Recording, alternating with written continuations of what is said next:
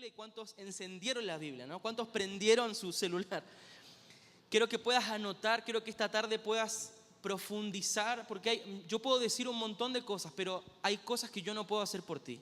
Yo no puedo entrar en tu corazón y hacer que te apasione lo que me está apasionando a mí. Eso solamente es decisión tuya. Y quiero leerles lo que el diccionario dice sobre celo, ¿no? ¿Estamos acá? Amén. Celo, según el diccionario, que me parece interesante, dice, es un interés extremo y activo que alguien siente por una causa o por una persona. O sea, es un interés extremo y activo por una causa o una persona.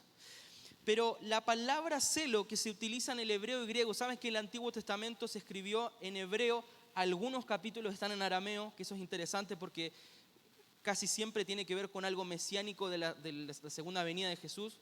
No vamos a hablar de eso ahora. Pero el Antiguo Testamento en su mayoría está escrito en hebreo y el Nuevo Testamento está escrito en griego. Y en ambas partes, cuando se habla de celo, habla de lo mismo. ¿Qué significa celo en el original de la Biblia? Significa arder intensamente. Digan conmigo, arder, más fuerte, arder intensamente. Entonces, cada vez que nosotros leemos celo, estamos hablando de arder intensamente. Y yo quiero que esta tarde el Espíritu Santo nos lleve a arder intensamente, pero no solo en la emoción, porque el arder intensamente provoca una transformación en nuestras vidas. Déjame decirte que si nosotros vinimos a este fin de semana y salimos por esa puerta, igual que antes, de nada sirvió. Pero necesitamos salir por esas puertas transformados desde adentro hacia afuera. Y eso solo lo puede hacer un corazón dispuesto y el Espíritu Santo. Amén. Ahora, este pasaje que leímos recién es muy, muy, muy fuerte. Yo hablaba recién de la mansedumbre de él, pero él agarra un látigo y da vuelta a las mesas. Y es una escena que me dijeron que en The Chosen estaba buenísima. No sé, no la vi, pero interesante poder imaginarse esa escena. Pero quiero hablar del celo, cómo el celo te lleva a vivir diferente. Digan conmigo, vivir diferente. Y todo proceso, escúcheme bien, es desde adentro hacia afuera. En Cristo todo proceso viene desde adentro hacia afuera. Por eso es que el pastor José nos hablaba en la mesa que no tiene que ver tanto con las formas. Aunque las formas nos hablan de la esencia, pero no tiene que ver tanto con lo externo. Tiene que ver con la esencia de lo que está dentro. Y eso va a influenciar las formas, ¿no? ¿Por qué estoy diciendo esto? Porque solamente puedo conocer que alguien tiene un celo por la casa de Dios cuando yo sé y puedo ver que esa persona está ardiendo por dentro, pero eso también se manifiesta donde quiera que va. Entonces el Señor no nos está llamando solamente a tener turnos de oración encerrados en las cuatro paredes, sino que siempre que hubo en la historia, yo les dejé en eso en el otro PDF, siempre que en la historia hubo movimientos de oración en la historia, avivamientos, siempre tenían que ver con una vida de oración colectiva, puede ser expresada hoy en turnos de casa de oración, pero con misiones. Entonces, mientras hay una iglesia que está ardiendo por dentro, que está manteniendo el fuego encendido, sale y todo lo que toca tiene que ser transformado. ¿Amén? Por eso es que tu familia va a cambiar. En tu trabajo tienen que saber no solamente que eres cristiano, sino que tienen que ver que portas un fuego que arde intensamente, que portas un celo por la casa y por la causa del Señor. ¿Amén? Y yo creo que este fin de semana el Señor nos trajo para eso. Nos trajo para encender nuestros corazones, para que no volvamos a ser, como dice la palabra, de doble ánimo, ni doble cara. Escúcheme bien, muchos de nosotros muchas veces nos cansamos porque mantenemos una vida doble. Y yo creo que ese tiempo se acabó, mi hermano. Necesitas vivir la vida del Espíritu. El tiempo de jugar con la carne se acabó. Y creo que el Señor este fin de semana nos está purificando. ¿Sabes qué? Estos días hablábamos con Samu y veíamos cómo nosotros estamos viviendo, estamos gastando nuestra vida por el Señor, pero también por vivir lo que nosotros predicamos en la casa. En casa, mi casa física con mi esposa y mi hijo, pero también en la iglesia local, nuestra familia de fe. Y es interesante, así como siempre hay una doble dinámica con el Señor. Porque así como Fabio nos hablaba que en la gran tribulación va a haber presión, tribulación, persecución, muerte, va a haber gloria, señales y milagros, ¿no? Y es interesante porque yo tengo adolescentes, jóvenes, tenemos gente en la iglesia que está siendo encendida, pero a la vez tenemos un montón de casos que está saliendo toda la basura de adentro.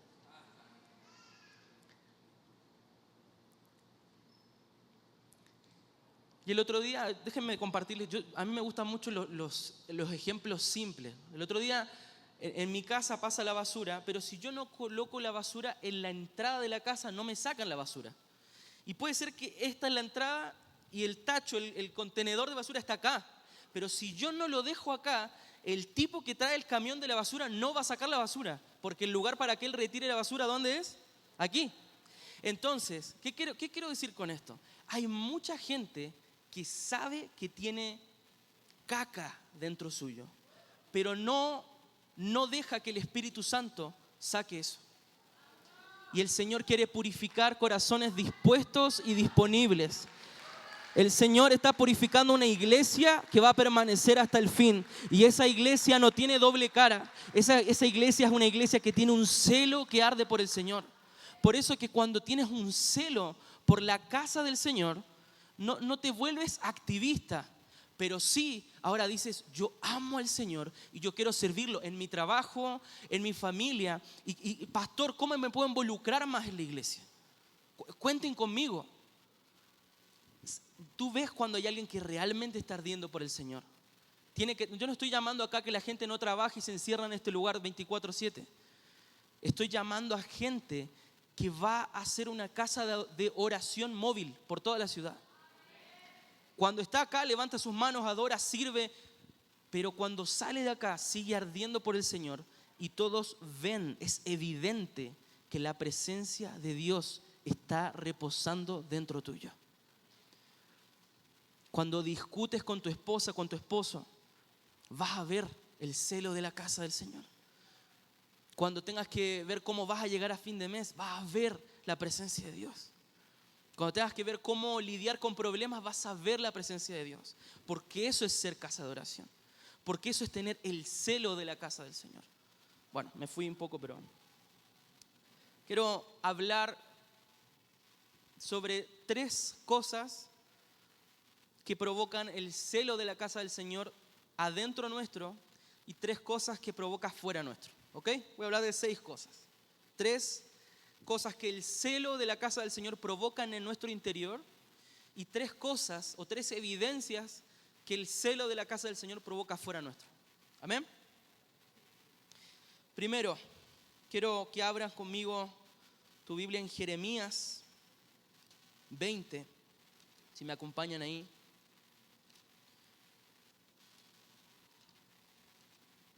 Jeremías 20, versículos 7 al 9. ¿Estamos bien? ¿Están durmiendo o no?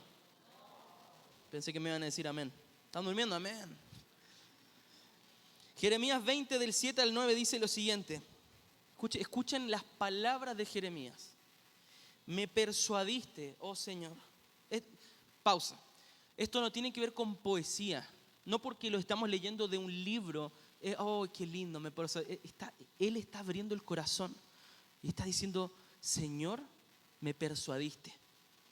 Dice, y quedé persuadido. Otra versión debe decir, me sedujiste y me dejé seducir. Dice, fuiste más fuerte que yo y prevaleciste. He sido el hazme reír cada día. Todos se burlan de mí. Porque cada vez que hablo grito, ¿no? A Jeremías le llamaban el profeta llorón, gritón. Y dice, proclamo violencia, destrucción. Claro, el mensaje de Jeremías no era atractivo. El mensaje de Jeremías era violencia, destrucción, arrepentimiento. Porque la palabra del Señor ha venido a ser para mí oprobio y escarnio cada día. Y acá está la revelación. Pero si digo, no lo recordaré ni hablaré más en su nombre, esto se convierte dentro de mí como fuego ardiente, encerrado en mis huesos. Hago esfuerzos por contenerlo y no puedo. Entonces, Jeremías está describiendo lo que significa tener celo por el Señor. O sea, todos se ríen de mí. Mi mensaje no es atractivo, pero si yo quisiera escaparme y decir, no quiero hablar más del Señor, no puedo. No puedo porque tengo un fuego encerrado en mis huesos. O sea, hay algo que está ardiendo intensamente. Un celo.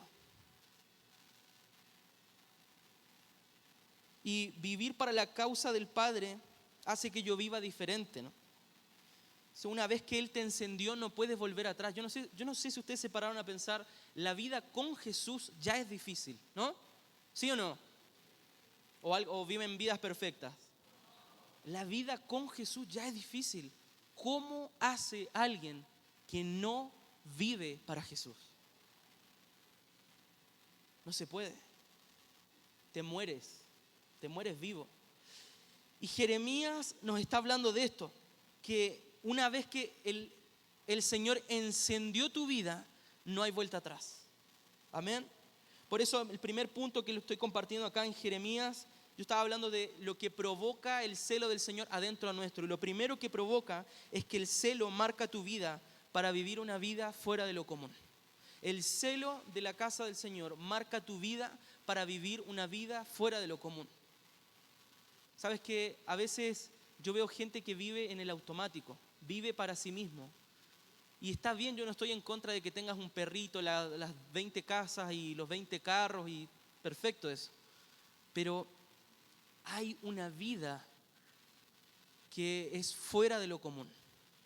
Y esa vida viene por ser marcado con fuego del Espíritu. Amén.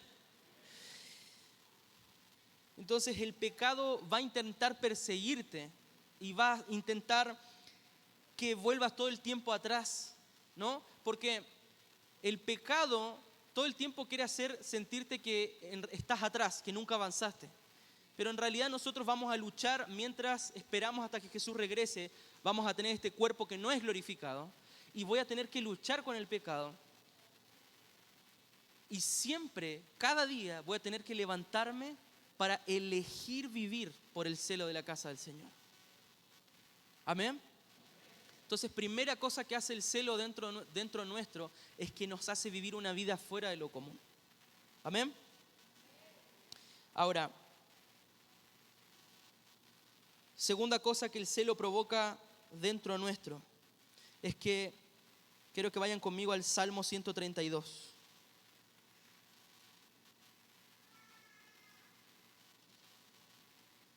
Segunda cosa es que el celo marca tu vida el celo cambia tus prioridades. Quiero que puedan ayudarme ahí con el Salmo 132, versículo 3. Dice David, ciertamente no entraré en mi casa, ni en mi lecho me acostaré. No daré sueño a mis ojos. A algunos les hace falta leer ese versículo en este momento. Ni a mis párpados adormecimiento, hasta que encuentre un lugar para el Señor, una morada para el poderoso de Jacob. Acá David no está diciendo que nunca más iba a dormir. No es que él dijo, nunca más voy a dormir en mi cama y voy a quedarme parado de pie todo el tiempo. No, tiene que ver con que el celo cambia tus prioridades. Y él decidió vivir no para construir un reino eterno de él, sino para construir un lugar donde el Todopoderoso pueda descansar. Ustedes saben que estaba el tabernáculo de Moisés, pero el tabernáculo de David hizo que la presencia de Dios fuera visible delante de todos. Todos tenían acceso, aunque sea a ver y a sentir la presencia de Dios, ¿no? Y David hasta el día de hoy es recordado como el mejor rey. Tú vas a Israel y le preguntas a un judío ortodoxo, no mesiánico, un judío que no cree que Jesús es el Mesías. O sea, no estamos hablando de alguien que cree que Jesús es el Mesías. Si le preguntas cuál es el mayor gobernante que ellos vieron, ellos hasta el día de hoy te van a hablar de David. Pero David no vivió para construir un reino que siempre hablaran de él, sino que él vivió para construirle un lugar al Señor. Y quiero decirte eso, el Señor va a cambiar tus prioridades. El Señor va a cambiar tus prioridades. ¿Sabes qué? Yo veo acá, me encanta porque veo muy generacional toda esta convocatoria. No hay solo jóvenes o no hay solo gente adulta, sino que hay de todo. Y me gusta mucho porque quizás, con mucho respeto lo digo, quizás hay gente que lleva años de iglesia, quizás eres líder, pastor, y quizás dices, yo ya viví todo lo que tenía que vivir.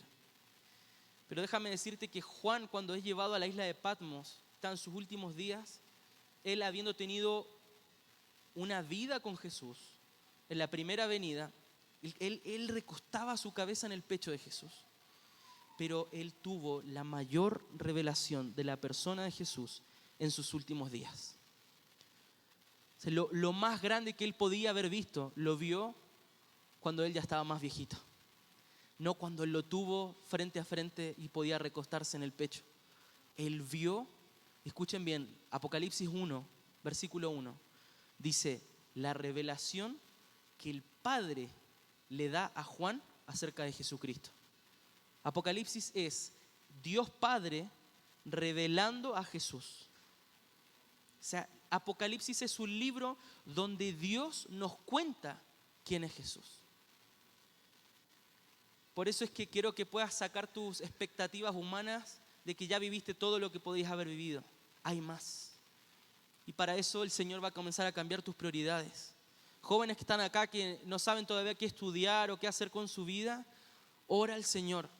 Porque quizás algunos van a tener que dedicar su vida a estar en una iglesia físicamente, en un templo, pero otros van a tener que estudiar para emprender negocios, otros van a tener que estar en diferentes lugares. Pero ora bien para que sepas elegir bien, porque David no eligió ser el mejor rey, pero hasta hoy todos recuerdan que fue el mejor rey porque el celo del Señor cambió sus prioridades. Amén. Ahora, quiero leer otro salmo que está en el capítulo 69. Ustedes saben que cuando en Juan 2:17, los discípulos lo ven a Jesús con el látigo y él comienza a dar vuelta a las mesas, comienza a pegarle a lo que estaba siendo comercializado en ese momento. Y los discípulos miran, o sea, imagínense, yo soy Jesús, tengo discípulos acá que me siguen y dicen, wow, Jesús es tremendo, Jesús hace cosas increíbles. Pero en un momento me ven agarrar un látigo y empiezo a darle a todo lo que se me cruza por delante. Y los discípulos ven eso y no dicen, wow, qué violento. Ellos dicen una cosa. Ellos dicen, porque está escrito, el celo de su casa lo consumirá. Cuando ellos están diciendo esas palabras, ellos están citando un salmo. Y ese salmo es el que vamos a leer ahora. Salmo 69. Entonces los discípulos leían las escrituras. Un discípulo lee las escrituras.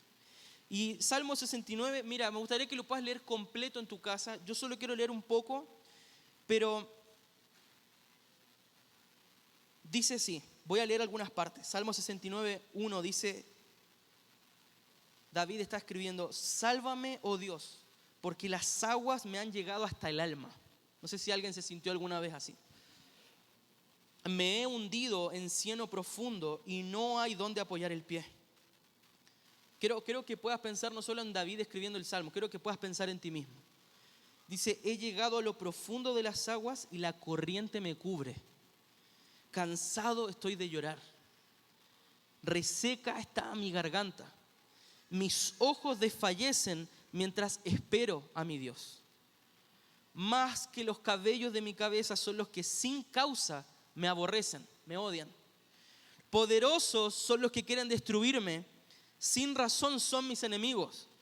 me hacen devolver aquello que no robé. Oh Dios, tú conoces mi insensatez, mis transgresiones, o sea, mis pecados no te son ocultos.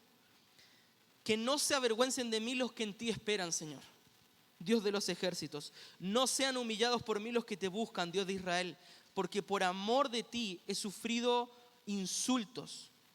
La ignominia ha cubierto mi rostro. Me he convertido, escucha esto, me he convertido en extraño para mis hermanos y en extranjero para los hijos de mi madre. Y acá viene esta parte. ¿Por qué? Porque el celo por tu casa me ha consumido. Cuando te estás sintiendo que la vida es injusta, que te pasan un montón de cosas. Hoy Fabio decía, si no estás teniendo presiones en la vida, si tus hijos no se ven amenazados por las presiones de este mundo, entonces quizás no estás viviendo una vida de evangelio y de discipulado con Jesús. ¿Por qué? Porque aquellos que han sido marcados por el fuego del Espíritu Santo y por ese evangelio eterno, dicen como David: la injusticia me persigue sin causa. ¿Por qué? Porque el celo de tu casa me consume. Entonces cuando decimos que el celo de su casa me consume, no estoy diciendo algo lindo solamente. Estoy dándole el sentido al porqué de mi vida. ¿Están acá o no? Y yo creo que el Señor está despertando este fin de semana mensajeros y mensajeras que van a permanecer hasta el fin. Y cada vez que te encuentres con una presión vas a decir: el celo de su casa me consume. Yo ya no puedo volver atrás, yo no puedo volver a hacer las cosas como yo pensaba que los hacía. Y puedes tener un montón de títulos, puedes tener un montón de logros en la vida, pero el mismo Pablo agarró y dijo: todo eso me es como basura. En realidad dijo otra palabra, ¿no? Y él dijo: todo eso me es basura a causa de conocer a Cristo. El celo de su casa me consume. Entonces, cuando los discípulos están diciendo: estaba escrito, el celo de su casa lo consumirá. Y es interesante porque el salmo que ellos citan está en pasado, ¿no? El celo por tu casa me ha consumido. Pero ellos dicen: el celo de su casa lo consumirá. Y es muy interesante eso, porque cuando los discípulos están diciendo eso, que está en futuro, en realidad lo están diciendo por dos cosas. Primero, porque ellos están diciendo que Jesús es el Mesías. Ese Salmo 69 no da para hablar de eso ahora, pero está hablando del reconocimiento del Mesías sufridor, el siervo sufridor, Jesús en la cruz, diciendo: sin causa me ha venido injusticia. Pero también por otra cosa, es porque ellos sabían que la cruz era, o más que sabían que la cruz, sabían que en un momento el celo de la casa lo iba a consumir al punto de que Él se iba a entregar. Por eso el tercer punto de lo que provoca el celo dentro nuestro es que el celo te hace perder la vida para ganarlo a Él. Jesús, nuestra máxima referencia. Yo quiero leer otro texto, Mateo 21, 12 y 13. Esto es cuando Jesús entra en el templo, en la otra escena donde Él da vuelta a las mesas. ¿Estamos bien hasta acá? Muy bien. Y dice: Jesús entró en el templo y echó fuera a todos los que compraban y vendían en el templo. También volcó las mesas de los que cambiaban el dinero y los asientos de los que vendían las palomas. Y les dijo: escrito está, mi casa será llamada casa de oración, pero ustedes la están haciendo cueva de ladrones. Paréntesis. La casa del Señor, ¿qué es? ¿De qué es? ¿De qué está compuesta? Lo leí recién. Mi casa será llamada casa de... La identidad de la casa del Señor es una iglesia que ora, que tiene comunión con el Padre por medio de Jesucristo y que deja de vivir una vida fuera de lo común, que cambia sus prioridades y que pierde su vida para ganarlo a Él. La casa de oración es la identidad de la casa del Señor. Ahora, quiero enfocarme ahora en este texto y así explico ambas escenas. Mateo 21 habla de cambistas. ¿Sabe por qué había quiero explicar un poco por qué había en la casa de oración y cuando el Señor expresa su celo por la casa, por qué habían gente comercializando. Ustedes saben que en ese momento la gente, yo y mi familia, teníamos que comprar un animal más o menos casi por un año, prepararlo en casa. O sea, imagínense que mi hijo se llama León. Si yo estuviera en ese momento, yo tenía que comprar una ovejita chiquita y engordarla y cuidarla. Y seguramente mi hijo León hubiese pensado que era nuestra mascota, ¿no? Porque ese animal pasó meses y meses y meses.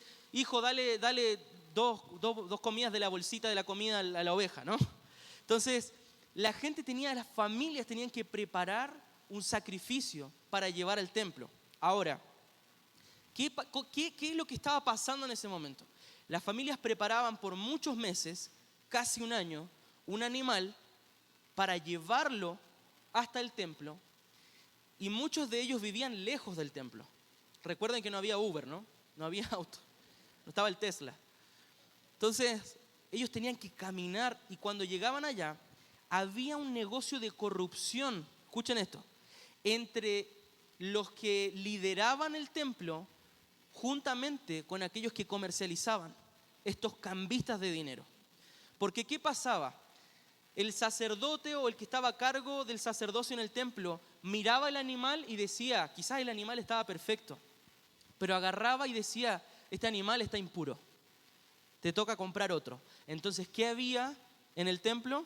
Estaban vendiendo animales listos, ¿no? Desde ese tiempo ya existía como el merchandising, ¿no? O sea, no, tu animal está mal, no te preocupes, pasa por la ventanilla número 2 que tenemos unas ovejas de lujo. Ahí tenemos. Entonces, te vendían el animal que supuestamente el sacerdote sí iba a aceptar, pero ¿qué pasa? La gente venía de afuera y los shekels del momento, la moneda del momento, muchos de ellos no tenían la moneda del momento porque venían de afuera. Entonces, ¿qué tenían también? Tenían una casa de cambio. No te preocupes que todo va a estar listo para que tú tengas la mejor experiencia con el sacerdote y tu animal. Entonces, tu animal estaba mal, tenemos animal. Ah, pero vienes de afuera, ¿no? Acá tenemos un dólar especial. Va a tener que cambiar. Pero pasa por ahí que está todo bien. Y había una corrupción entre los cambistas, entre los líderes del templo en ese momento. Y es por eso que Jesús va con tanta bronca, viene tan enojado delante de esa escena. Entonces, Mateo 21 nos está diciendo eso, que él agarra y dice, mi casa es una casa de oración y no una cueva de ladrones.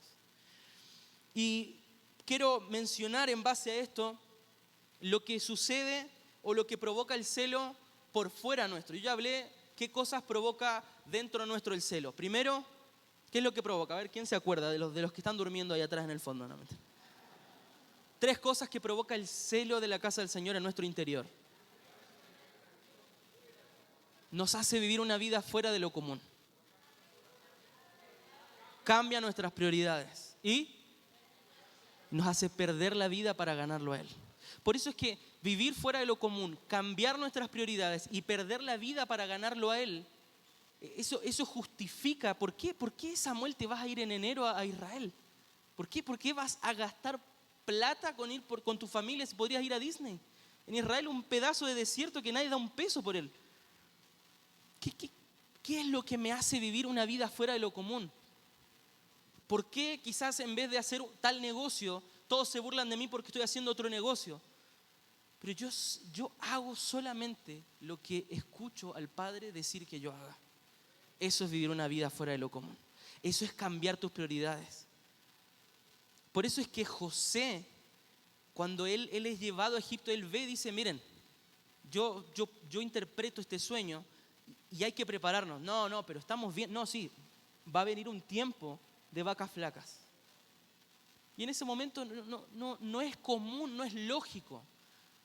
Pero solamente alguien que está actualizado a la voz de Dios puede actuar en el momento preciso. ¿Quieres mantenerte actualizado? No te andes comprando las zapatillas del momento. Escucha al Señor. Cultiva una vida de oración. Cultiva una vida de intimidad con Dios, porque el Señor no hace nada sin antes comentárselo a sus amigos. Amós dice eso. Dios no hará nada sin antes conversarlo con sus siervos. En Juan, Jesús acrecienta esa revelación y dice, ya no los llamo siervos, los llamo amigos. Entonces, si yo uno a Amós y Juan, Dios no va a hacer nada sin antes comentarlo con sus amigos. Por eso es que hay gente que está preparada y hay gente que queda perdida en el camino. Yo no sé cuántos de ustedes quieren estar preparados para la hora más oscura, pero para la hora más gloriosa, donde el Señor te va a hacer permanecer, vas a permanecer con tu familia porque no elegiste vivir una vida común, elegiste vivir la vida del Espíritu.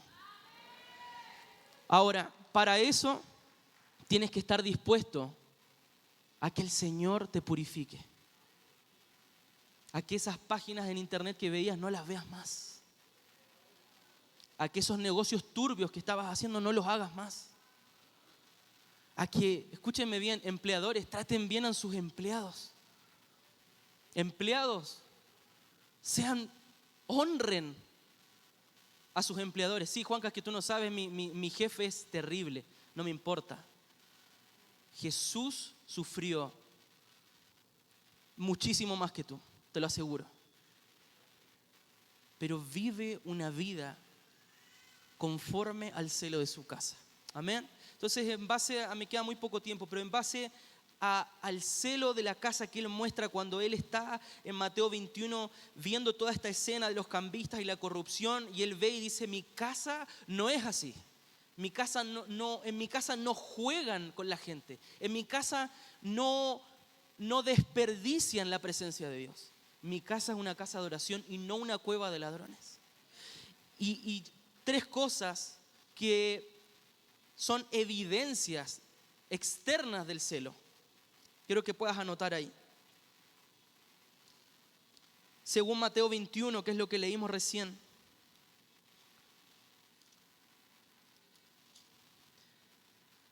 Déjenme solo leer un par de versículos más, creo que va a ser bueno. Mateo 21,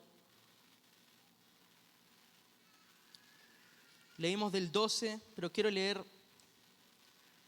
versículo 13. Dice, mi casa será llamada casa de oración, pero ustedes la están haciendo cueva de ladrones. Versículo 14, dice, en el templo se acercaron a él los ciegos. Pausa. Esto está pasando en el mismo momento. Él está dando vuelta a las mesas y dice, mi casa será llamada casa de... Ustedes le han hecho una cueva de ladrones. Se da vuelta y dice que en el templo, en el mismo templo, porque a todo esto, escuchen, ese patio donde Jesús estaba dando vuelta a las mesas era el patio de los gentiles. Era un patio que es muy interesante porque él habla que su iglesia, su casa será llamada casa de oración en un lugar que no era solo para judíos. Un lugar donde pasaba gente extranjera, gente que no eran judíos.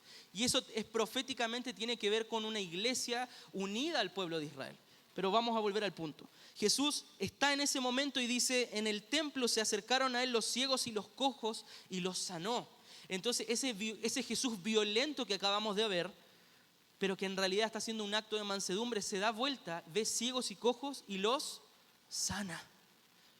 Continúo, versículo 15, pero cuando los principales sacerdotes y los escribas vieron las maravillas que había hecho y a los muchachos, en realidad esos muchachos que describe ahí son niños, porque antes de eso, antes de toda esta escena terrible, él estaba entrando.